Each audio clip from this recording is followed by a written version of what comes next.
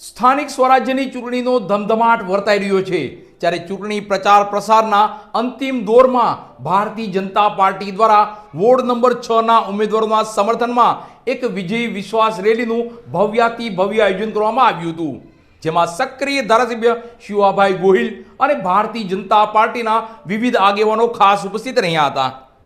સ્થાનિક સ્વરાજ્યની ચૂંટણીમાં રસાકસી અને પ્રચાર પ્રસારના પડઘમ વાગી ચૂક્યા છે, ત્યારે નગરપાલિકા મહુવાની ચૂંટણીના પ્રચાર પ્રસારના અંતિમ ચરણમાં ભારતીય જનતા પાર્ટી દ્વારા વોર્ડ નંબર 6ના ઉમેદવારોના સમર્થનમાં વિજય વિશ્વાસ રેલીનું ભવ્ય આયોજન કરવામાં આવ્યું હતું, જેમાં સક્રિય ધારાસભ્ય શિવાભાઈ ગોહિલ ખાસ ઉપસ્થિત રહ્યા હતા.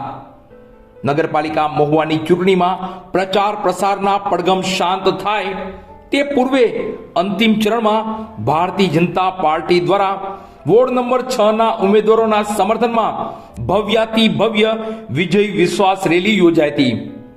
આ વોર્ડ નંબર 6માં યોજાયેલ વિજય વિશ્વાસ રેલીમાં ખૂબ જ ઉત્સાહ હતો. તેનું મૂળ કારણ વોર્ડ નંબર 6માં ભારતીય જનતા પાર્ટીના 2 મહિલા ઉમેદવાર બિનહરીફ વિજેતા જાહેર થયા હતા, એટલે ઉત્સાહ બેવડાયો હતો. ભારતીય જનતા પાર્ટી દ્વારા વોર્ડ નંબર 6ના ઉમેદવારોના સમર્થનમાં યોજાયેલ ભવ્ય વિજય વિશ્વાસ રેલી વોર્ડ નંબર 6ના તમામ વિસ્તારોમાં નીકળી હતી, જ્યાં લોકોનો અભૂતપૂર્વ આવકાર મળ્યો હતો. આ વિજય વિશ્વાસ રેલીમાં સક્રિય ધારાસભ્ય શિવાભાઈ ગોહિલ અને વિવિધ ભારતીય જનતા પાર્ટીના આગેવાનો અને કાર્યકરો મોટી સંખ્યામાં ઉમટી પડ્યા હતા.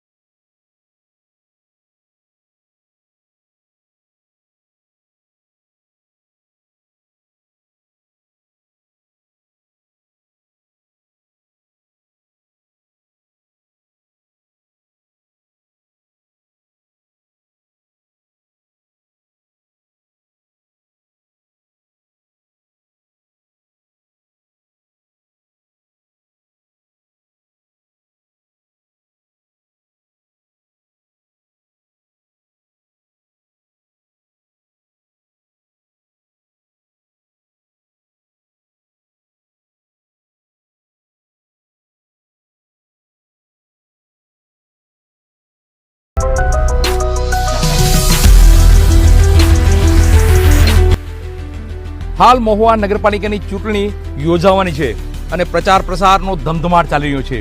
પ્રચાર પ્રસારની વાત કરીએ તો આખરી દોરમાં પ્રચાર પ્રસાર શરૂ છે, ત્યારે હું અત્યારે વોર્ડ નંબર 6 ભારતીય જનતા પાર્ટીના મધ્યસ્થ કાર્યાલય ખાતે આવ્યો છું. ત્યારે વોર્ડ નંબર 6માં ભારતીય જનતા પાર્ટીના ઉમેદવારો કોણ કોણ છે તેની વાત કરીશું વિસ્તૃતભાઈ વાડેર સાથે. વિસ્તૃતભાઈ જણાવો મને, આપના ઉમેદવાર કોણ છે ભારતીય જનતા પાર્ટીમાં વોર્ડ નંબર 6માં? જય શ્રી રામ, વંદે માતરમ. અમે મહુવા નગરપાલિકા વોર્ડ નંબર 6 ભારતીય જનતા પાર્ટીના કુલ 4 ઉમેદવાર હતા. તે પૈકી આપણે 2 મહિલા ઉમેદવાર બિનહરીફ થઈ ગયેલ છે, એટલે તે બિનહરીફ ચૂંટાઈ આવેલ છે. તે પૈકી અમે 2 ઉમેદવાર અત્યારે લડી રહ્યા છીએ ચૂંટણી. તેમાં 1 નંબરના ક્રમાંક ઉપર કરણ રાજેશભાઈ કાછડિયા છે, 4 નંબરના ક્રમાંક ઉપર હું માનો કે વિશ્રુત સંજયભાઈ વાડેર છે. ભારતીય જનતા પાર્ટી હર હંમેશા વિકાસના એજન્ડા ઉપર જ ચૂંટણી લડતી હોય છે, ત્યારે ભારતીય જનતા પાર્ટીના વોર્ડ નંબર 6ના ઉમેદવારો છે તે વિકાસના એજન્ડાને લઈને શું કહે છે, વિકાસના કાર્યો ક્યાં અધૂરા છે, વિકાસના કાર્યોનું શું આયોજન છે, તેને લઈને કરણભાઈ કાછડિયા સાથે વાત કરીએ, જે ભારતીય જનતા પાર્ટીના 6 નંબર વોર્ડના ઉમેદવાર છે. જણાવો મને કરણભાઈ. ભારતીય જનતા પાર્ટીના ઉમેદવારો હર હંમેશા વિકાસના એજન્ડા ઉપર ચૂંટણી લડતા હોય છે.